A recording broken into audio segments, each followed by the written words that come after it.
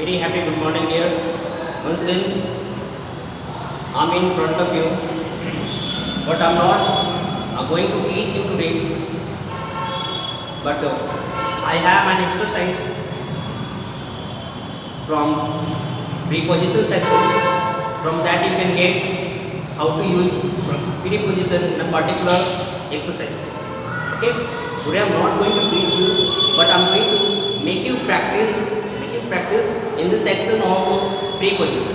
मेरे पास कुछ क्वेश्चन है जिसका पीडीएफ बनाया गया है और उस पीडीएफ के अकॉर्डिंग आपको बताया कि किस तरह से प्रीपोजिशन का यूज किया जाता है. ऑलरेडी आपको पढ़ाया जा चुका है how to use preposition in different situation, लेकिन आज इसको आपको प्रैक्टिस करके दिखाते हैं.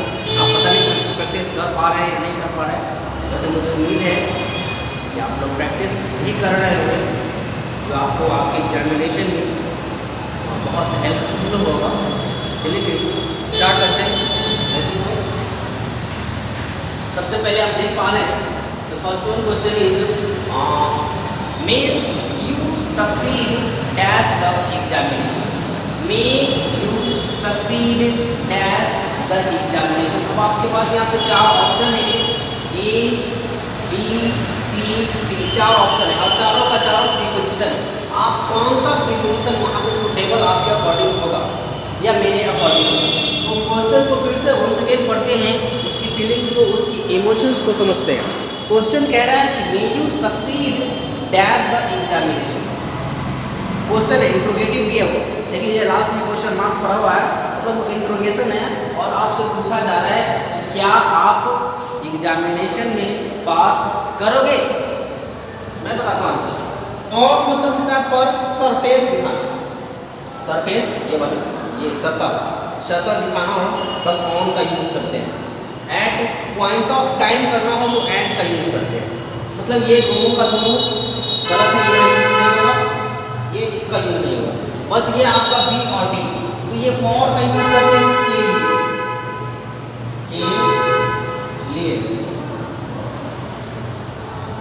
के लिए फॉर यूज करते हैं. तो के लिए यहाँ कोई ऑप्शन नहीं, बच गया क्या मे इन, मतलब आप यहाँ पे इन फिल करेंगे. May you succeed in the examination. Got it. The very second one is Yashwant has been unveil dash Saturday. अब क्या है कि क्या बोल रहा है कि यशवंत नाम का कोई कैरेक्टर है जो सैटरडे से बीमार है. सैटरडे से बीमार है, कहाँ से बीमार है. यहाँ मतलब फ्रॉम मतलब से, वेरी गुड. फॉर मतलब के लिए, ये हो नहीं सकता है, ये नहीं हो सकता है, ये हो सकता है. ऑन हो नहीं सकता है, सिंस हो सकता है. बच गया मेरे पास दो ऑप्शन, एक ये और ये. तो दोनों में से कौन सा सूटेबल है. तो मैं बता दूँ, ये जो सैटरडे आपको दिख रहा है this is point of time. Point of time और पॉइंट ऑफ टाइम के लिए यूज करते हैं since, right. Period of time के लिए फ्रॉम और पॉइंट ऑफ टाइम के लिए सिंस. क्लियर है. आप अगर पढ़े हैं प्रीपोजिशन, मैंने 6-7 पार्ट में आपको प्रीपोजिशन दिया है, अगर वो आप पढ़े हैं तो कोई प्रॉब्लम भी नहीं होगा मेरे हिसाब से. In the third answer, the rat is operate dash dog dash cat. The rat is operate dash cat. At हो नहीं सकता, फॉर हो नहीं सकता. अब ये बात देखिए, फ्रॉम और ऑफ हो सकता है. क्यों. रैट कैट से डरती है, रैट कैट से डरती है, तो ये से हो गया from. The rat is afraid from cat, ये भी गलत होगा. ऑफ होगा, क्या होगा, ऑफ होगा. पूछे क्यों होगा, पूछे क्यों होगा.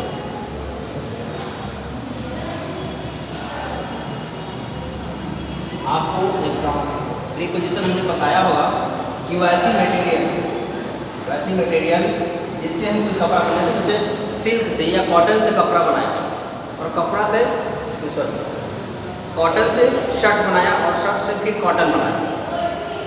अगर इंटरचेंज होता है तो फ्रॉम करते हैं, नहीं तो ऑफ करते हैं. तो ये इंटरचेंज हो सकता है, नहीं हो सकता है. रैट तो कैट से डरती है, लेकिन कैट रैट से नहीं डरती है, इंटरचेंज नहीं हो रहा है. इसलिए होता तो फ्रॉम यूज करते, राइट। अब यहाँ के 4 नंबर में I wrote this letter dash a pen, I wrote this letter dash a pen, मतलब मैंने एक पत्र लिखा, मैंने पेन के द्वारा या पेन से एक पत्र लिखा। सेंटेंस का मीनिंग ये आ रहा है कि मैंने एक पत्र लिखा, पेन से लिखा, या मैंने पेन से एक पत्र लिखा, पेन से एक पेन लिखा, या पेन की मदद से एक पेन लिखा। इन हो नहीं सकता है, एट हो नहीं सकता है, राइट। बच गया 2 ऑप्शन आपके पास, बाय और विद। तो आपको याद होगा बाय हमने बताया था यूज ऑफ, इसमें पैसिव वॉइस में बाय का यूज करते हैं। पैसिव वॉइस जब होता है तब बाय का यूज करते हैं, या कोई परफेक्ट टाइम का यूज करना होता है तब बाय का यूज करते हैं। मतलब यहाँ भी बाय का यूज आप नहीं कर सकते हैं, तो क्या करेंगे, with a pen, with a pen. दिख रहा है आपको? दिख रहा है।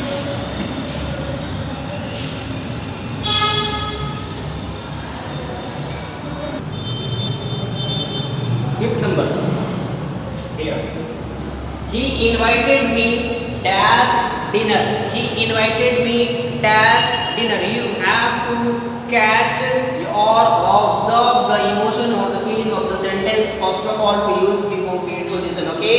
तो अब सेंटेंस कह रहा है कि उसने मुझे डिनर पर बुलाया, या उसने मुझे डिनर के लिए बुलाया, उसने मुझे डिनर पर बुलाया, या उसने मुझे डिनर के बुलाया। तो पर बेस को कहते हैं, बेस होता है तब ऑन यूज करते हैं, लेकिन बताइए यहाँ कोई बेस है नहीं, तो आप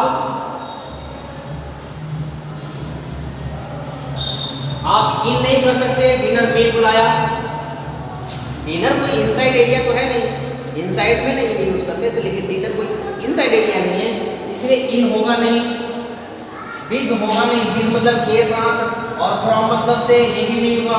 तो बच गया क्या, टू, क्या बच गया, to. He invited me to dinner, ठीक है। यहाँ पे आप पढ़ेंगे टू फिल करेंगे। 6th one, he deals dash sugar, he deals dash sugar, deals मतलब खरीद बिक्री करता होगा, डील्स मतलब खरीद बिक्री करना, मतलब ये जो कैरेक्टर है, ये जो कैरेक्टर है, ये जो सब्जेक्ट है, वो शुगर या चीनी का खरीद बिक्री करता है। किसका खरीद बिक्री करता है, चीनी का। तो करेंगे विद तो करेंगे नहीं, ये समाप्त होता है, इन करेंगे नहीं, टू करेंगे नहीं, ऐड करेंगे नहीं। He deals in sugar, he deals in sugar,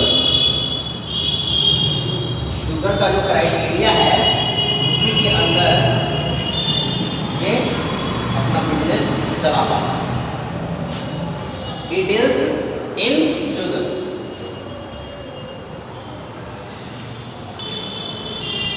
The 6th one, ये 6 हो गया। 7 में he was knocked down dash bus, मतलब ये इंसान जो है, ये जो सब्जेक्ट है, वो बस में चढ़ा हुआ था, अब वो बस से उतर चुका है या उतर रहा है, इसे बोला जा रहा है knocked down from the bus, knocked down from the bus। बात समझ रहे हैं? बस से उतर गया या बस के द्वारा उतर गया, ये भी नहीं कर सकते हैं, टू के नहीं कर सकते, इन नहीं कर सकते, बाय नहीं कर सकते, तो बच गया from, और इसलिए from you can use over here in the sentence in the 8th number, he is known dash me, he is known to me, he is known to me, क्यों होगा, he is known with me, मेरे साथ नहीं, by नहीं, on नहीं, feeling, और ये सही। 9th number, he went to the village dash to, he went to the village dash to, मतलब वो अपने गांव गया पैर के सहारे या पैर के द्वारा, चल के गया, पैदल चल के गया। तो बोलेंगे ऑन तो करेंगे नहीं, ऑन फुट नहीं करेंगे, ऑन मतलब सरफेस, हमेशा याद रखिएगा सरफेस, और बाय कर सकते हैं, लेकिन फ्रॉम भी कर सकते हैं और विथ भी कर सकते हैं, मतलब 3 ऑप्शन है आपके पास सही सही। तीनों में से कौन सा ज़्यादा सूटेबल है, he went to the village on foot।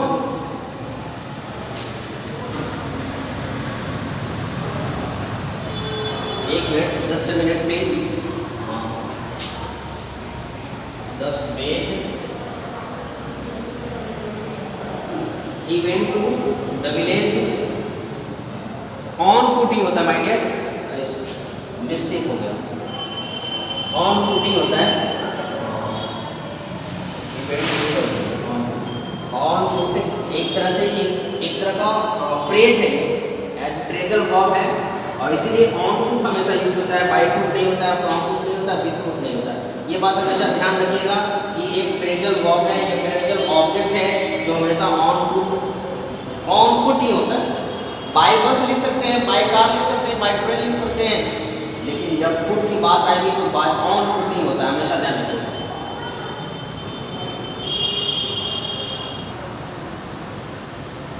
10th number question आप देख रहे हैं बुक पे, the cat is afraid the dog, ये डॉग लिख दिया है, dog, the cat is afraid the dog. आप सेम सेंटेंस, इस तरह का सेम सेंटेंस आपने ऊपर पढ़ा है, 5वां या 6वां नंबर में सेंटेंस था वो कि रैट कैट से डरती है, तो यहाँ पे कैट डॉग से डरती है, तो क्या होगा, of the cat is afraid of dog, यहाँ पे कोई कंफ्यूजन नहीं।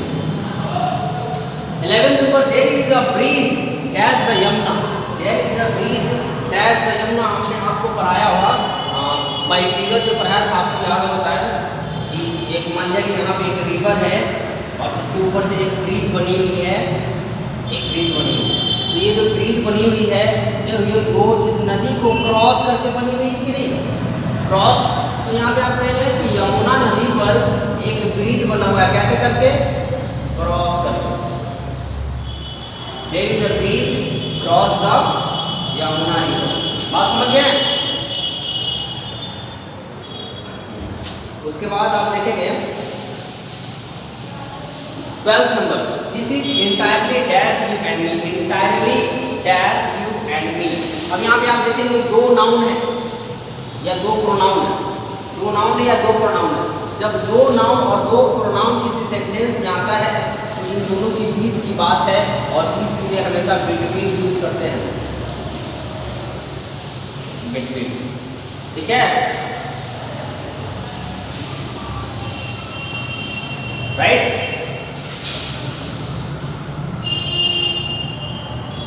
Second number, furniture is usually made, furniture is usually made of would, from, ऐसा बोलते हैं लोग, बोलचाल की भाषा में बोलते हैं कि फर्नीचर तो लकड़ी से बना, लकड़ी से, फ्रॉम लेकिन नहीं यूज करते हैं, बाय यूज नहीं करते हैं, विद नहीं यूज करते हैं, ऑफ यूज करते हैं। The page is made up of paper, कहीं लिखे हुए सुने हुए, इसलिए यहाँ पे होगा ऑफ। अब आपके 14 नंबर क्वेश्चन दिख रहा है,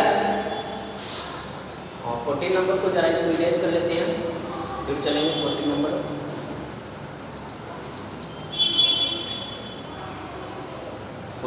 देख पा रहे हैं, he was convicted the dash murder, convicted the dash murder, convicted मतलब ये जो सब्जेक्ट है ये उस मर्डर को होते हुए देखा, वहाँ पे कन्विक्ट था, वहाँ पे जिसको गवाह होते ही, तब यहाँ पे कौन सा प्रीपोजिशन आया, he was convicted to the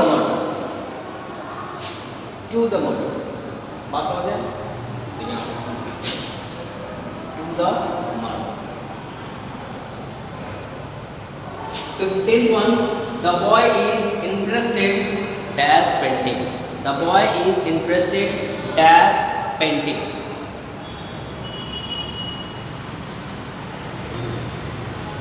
interested in painting, पूछेंगे at होगा नहीं, to होगा नहीं, for होगा नहीं। In which subject do you interested? I am interested in physics, I am interested in chemistry, वैसे interested in painting। 16th number, he felt pity dash the poor, he felt pity dash the poor, to the poor, he felt pity to the poor,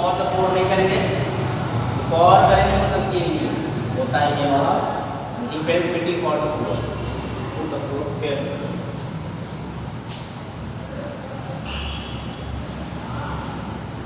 Sorry. He felt pity for the poor, you know. For the poor, yeah. Poor के लिए वो ashamed feeling करता है, उसके पास सहानुभूति sympathy है. He had sympathy for the poor. For the poor याद रखिएगा, किसी भी सब्जेक्ट को किसी बात के लिए बात करता है तो के लिए हमेशा for यूज करें. In the 17th number, he is known to me. ये सेंटेंस फिर से ऊपर हमने देखा था. known to me आप फील किया, ये वाली सही है. She remains confined herself. Dash herself. She remains confined.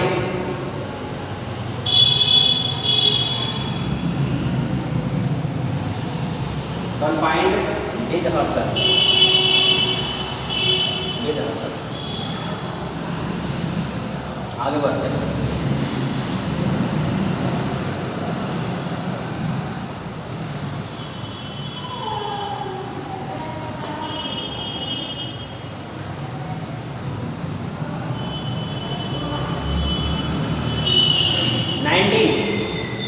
I was amazed at his ability. I was amazed at his ability. At his ability. मैं amazed हूँ उसकी ability पे. At his ability. मैं उसकी 20. They listen to music. They listen to music. At night, evening, often. I will come on Sunday. On Sunday. तो आप बोलेंगे कि on का यूज सरफेस के लिए करते हैं, तो आपको ये भी याद होगा कि on का यूज डे के लिए भी करते हैं. याद रखिएगा. यहाँ पे Radha is a good. Radha is a good. यहाँ पे ये सेंटेंस है, ये नहीं होगा. Radha is good in English. Radha is good in English. Radha English में अच्छी है. 30 number, he has no taste in music. He has no taste in music, right?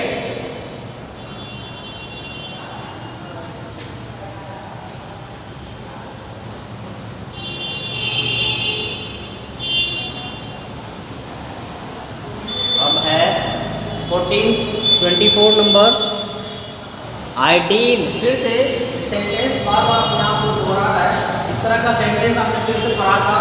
ऊपर में पढ़ा था आपने शुगर बोला था. शुगर बोले, राइस बोले, फ्लोर बोले, कोई भी सामान बेचने का काम करते हैं. कोई भी सामान बेचने का काम करते हैं या खरीदने का काम करते हैं, तो उसमें कहते हैं आइडियल इन राइस. वहाँ पे आइडियल इन शुगर, यहाँ डीलिंग राइस. बाकी 25 number, the dog is that good. अब ये बताइए सेंटेंस बहुत सा कंफ्यूज करेगा. ये जो सेंटेंस है आपको कंफ्यूज करेगा कि सेंटेंस क्या है कि the dog is that good. अब यहाँ पे इस कंडीशन में दो तरह के प्रीपोजिशन यूज करते हैं. या तो एट यूज करते हैं या फिर ऑन यूज करते हैं. एट या ऑन यूज करते हैं. तब क्या है कि सेंटेंस में एट और इन ऑन कैसे फीलिंग होगा. अगर परफेक्ट ये दरवाजा है, मान लिया जाए ये गेट है, किसी रूम से बाहर आने का गेट है, और ये डॉग एकदम ठीक पॉइंट पे बैठा हुआ है तो ऑन होगा. एकदम मेन गेट पर ही बैठा हुआ है तो ऑन होगा. लेकिन अगर वो इधर बैठा हुआ है, इधर बैठा हुआ है, इधर बैठा हुआ है, इधर बैठा हुआ है, तो ऐड करेंगे. तो सेंटेंस ये बता नहीं रहा है ये जो डॉग है वो कहाँ बैठा हुआ है. ऊपर पॉइंट पे बैठा हुआ, साइड में बैठा हुआ, नहीं बता रहा है. तो आप इस तरह के सेंटेंस में most of time at use कर सकते हैं. The dog is at the door. समझ गए. अब है यहाँ पर 26 नंबर की prevented me dash going there. Prevented मतलब उसने मुझे कहीं जाने से रोका या उसने मुझे कहीं जाने से बचाया. कहाँ जाने से रोका. He prevented me to going there. To going there. जब किसी दिशा में जब किसी दिशा में हम बढ़ते हैं, एक जगह से दूसरी जगह मूव करते हैं, तब टू यूज़ करते हैं। बात समझ रहे हैं कि मैं अपने स्कूल से घर जा रही हूँ तो गोइंग टू होम, मैं अपने घर से बाजार जा रही हूँ तो गोइंग टू मार्केट, मैं डॉक्टर के पास जा रही हूँ गोइंग टू डॉक्टर। वैसे ही ये जो है गोइंग टू देयर, यहाँ से जाने से होता है step 26 he is looking dash his books, looking dash his books. अब बताइए ये कहाँ देख रहा है, किताब को देख रहा है या किताब को ढूंढ रहा है। लुकिंग हिज बुक्स, यहाँ देख लीजिए बुक्स है, अगर एक बुक होता तो थोड़ा देर के लिए हम समझ सकते थे कि वो अपनी बुक को खोल कर या ओपन करके ऐसे करके देख रहा है, लेकिन यहाँ बहुत सारी किताबों की बात कर रहा है, बहुत सारी किताबों कैसे देखेगा वो। तो इसका मतलब सेंस ये आ रहा है कि उसका बुक कहीं पर गुम हो गया है और उसी के लिए वो सर्च कर रहा है। That is why we should use he is looking for his book, for his book. Clear हो रहा है? आगे चलते हैं।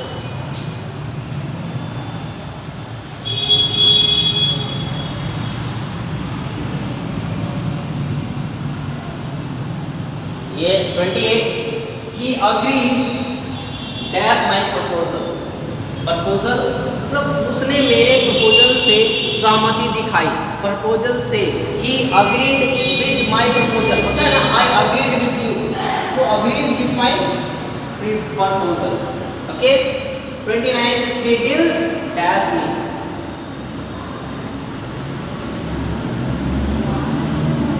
अब यहाँ देखिए डिटेल्स, यहाँ पे अगर राइस था या शुगर था तो हमने करा दिया इन, लेकिन यहाँ पे कोई मटेरियल नहीं, इस सेंटेंस में ये मटेरियल नहीं है, ये एक इंसान की बात हो रही है, और जब इंसान की बात हो इस तरह से तो टू यूज करेंगे, डिल्स टू मी। आप समझ रहे हैं? डिल्स टू मी या डिल्स विथ मी भी कर सकते हैं, दोनों सही आपके डिटेल्स विथ मी भी कर सकते हैं। मेरे साथ बात कर रहा है या मेरे साथ बात कर रहा है या मुझसे बात कर रहा है, मुझसे बात कर रहा है तो टू यूज करेंगे, मेरे साथ बात कर रहा है तो विथ यूज करेंगे। ओवर। यहाँ से I am very fond of milk, fond of milk मतलब ये वाला जो वर्ड है, ये वाला वर्ड आपको कहीं भी दिख जाए, वेरी फॉन्ड कहीं भी दिख जाए, उसके बाद हमेशा ये ऑफ नामक प्रीपोजिशन नहीं आता है हमेशा, ये वाला वर्ड आपको कहीं भी दिखेगा, ध्यान रखिएगा। 31 में he congratulates dash my success, he congratulates on my success, on my success।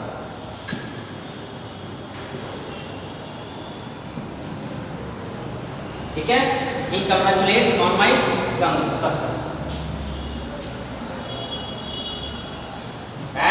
Add भी कर सकते हैं, ऐड इन तो होगा नहीं, कब नहीं होगा नहीं, ऑफ भी नहीं होगा, ये यूज कर सकते हैं। 31st 32nd the baby lives on milk. और ये जो सेंटेंस है वो बता रहा है कि जो बच्चा है वो जीवित रहता है मिल्क से, मिल्क से।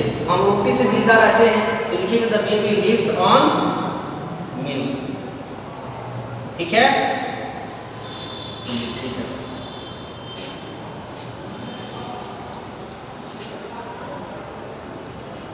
अब यहाँ पे आपका 33 नंबर है sentence.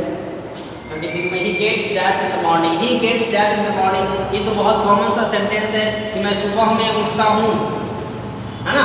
Gets up in the morning, gets up in the morning, ये तो बहुत कॉमन सा सेंटेंस है ना। और बोलेंगे ये भी प्रीपोजिशन है, ये भी प्रीपोजिशन है, एक सेंटेंस में दो प्रीपोजिशन और वो भी एक साथ, परेशान नहीं हो। ये जो वर्ड आपको दिख रहा है ये एक फ्रेज है, फ्रेज है, किसी भी सेंटेंस में ऐसे ही यूज होता है हमेशा। ये नहीं कि इन के इन नहीं है द मॉर्निंग लिखा हुआ, या फिर इन मॉर्निंग है द नहीं लिखा हुआ, ये हमेशा तीनों वर्ड एक साथ यूज होता है और वो फ्रेज है, इसलिए हम यहाँ पे अब यूज किया। 34 we are sitting dash the wall, we are sitting dash the wall। अब बताइए ये जो आदमी लोग बैठा हुआ है वो दीवार के ऊपर बैठा हुआ है, दीवार के बगल में बैठा हुआ है, दीवार के साथ बैठा हुआ है।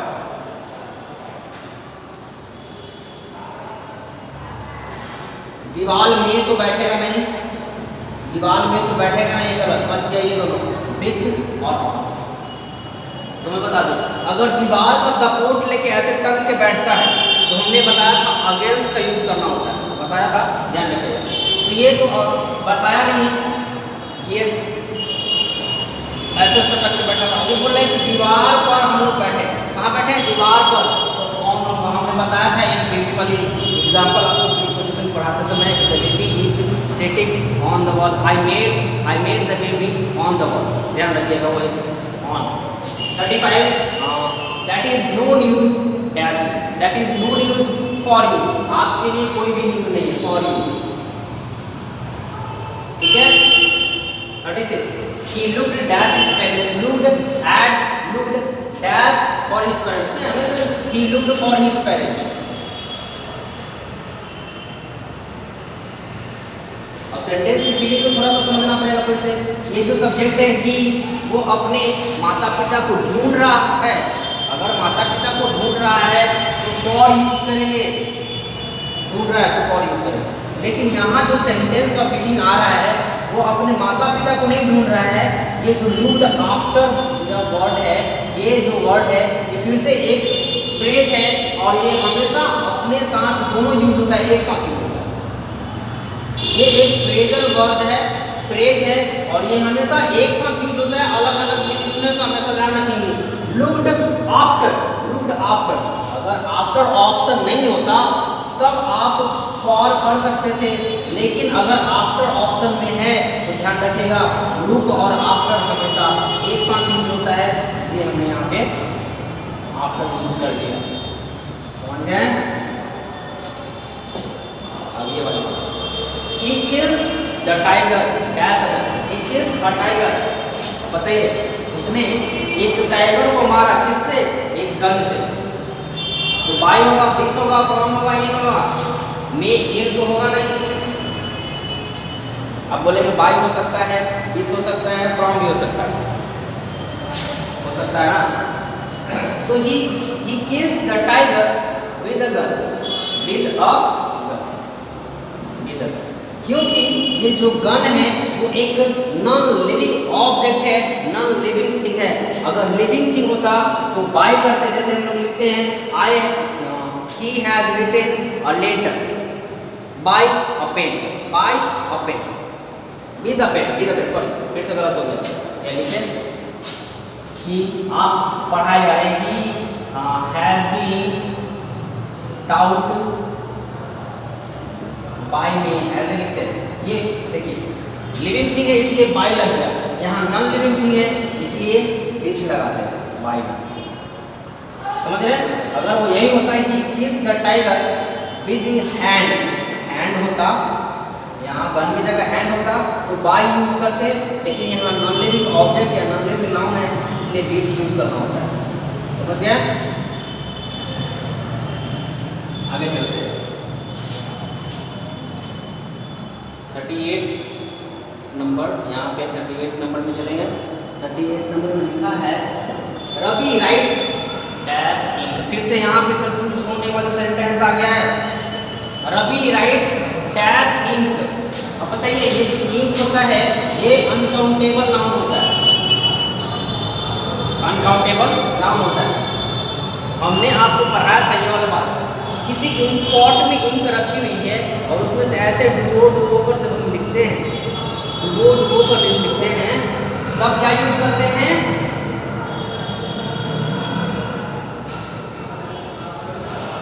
इनटू इंक,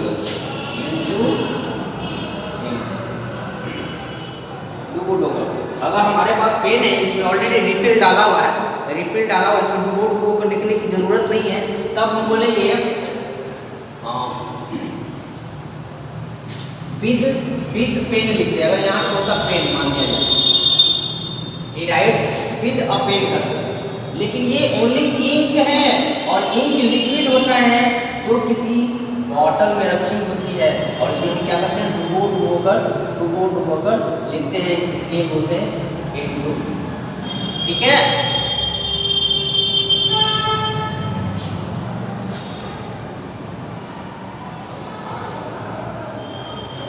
आगे 30, ये वाली 39, he died dash loss of blood, he died dash loss of blood, वो मर गया खून की कमी से, वो मर गया किससे? खून की कमी से। तो इन होगा नहीं, एट होगा नहीं, विद होगा नहीं, विद मतलब साथ होता है, लेकिन इसके पास तो ब्लड ही नहीं, तो साथ कहाँ आना? तो बच गया from, he died from loss of blood. और यही सेंटेंस में फिर से बता दूं कि ऐसे अगर लिखा है he died dash of cholera, एक बीमारी होती है कॉलेरा नाम की, स्पेलिंग शायद गलत है, कॉलेरा नाम की, अगर वो कॉलेरा नाम की बीमारी से मर जाए तो लिखेंगे he died of cholera। किसी बीमारी से इंसान जब मरता है तो ऑफ कॉलेरा लिखते हैं, ध्यान रखिए। लेकिन ये कोई बीमारी नहीं है, लॉस ऑफ ब्लड है, कहीं कट छट गया होगा, खून ली गई और इसलिए फ्रॉम लिखते हैं। अब लास्ट नंबर आपका ये सेंटेंस बचा हुआ 14 नंबर, 14 लास्ट वन है। 14 नंबर बता रहा है I am confident dash success, मतलब मैं अपनी सफलता के लिए कॉन्फिडेंट हूँ। I am confident at success, to success, in success और ऑफ सक्सेस, इन होगा नहीं, ऑफ होगा नहीं, बच गया दो ऑप्शन, टू और एट। आई एम कॉन्फिडेंट, बताइए टू होगा या फिर एट होगा? एट। मुझे मेरी सफलता पे पूरा भरोसा है, तो आई am confident at my success. देखिए इस तरह से 40 सेंटेंस आपको डिस्क्राइब करके दिए हैं ताकि आपको प्रीपोजिशन का एक्सरसाइज प्रैक्टिस करने में कोई प्रॉब्लम नहीं हो। फिर भी स्टूडेंट है, प्रॉब्लम हो ही जाती है, प्रॉब्लम हो भी जाएगी, कोई समस्या नहीं है। जो पढ़ता है उसी के साथ प्रॉब्लम होता है, जो पढ़ाई नहीं करता उसके साथ कोई प्रॉब्लम ही नहीं आता। ठीक है, देखिए पढ़िए, एक्सरसाइज प्रैक्टिस कीजिए, फिर मिलेंगे अगली क्लास में। Good bye, see you.